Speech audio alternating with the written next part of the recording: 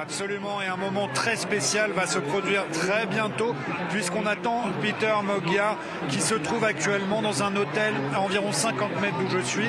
Il devrait traverser la foule puis arriver ici. Vous pouvez peut-être voir derrière moi une aide d'honneur déjà est préparée avec un de ses agents de sécurité qui se trouve ici, Peter Moggia, qui va donc monter sur cette plateforme pour ensuite se diriger vers les bords du Danube et à environ une cinquantaine de mètres, peut-être un peu moins. Il y a une scène qui est placée face au Parlement qui se trouve de l'autre côté du Danube et il va s'adresser à ses partisans, à ceux qui ont œuvré, qui ont poussé, qui ont voulu qu'il soit élu Premier ministre de Hongrie.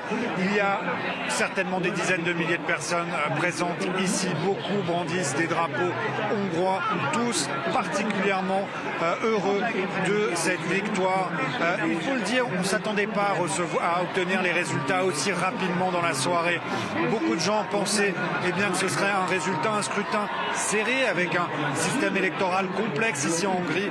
Mais Viktor Orban, le Premier ministre populiste d'extrême droite sortant au pouvoir depuis 16 ans, a admis qu'il avait perdu. Il a félicité son opposant. Il a félicité Peter Moggia.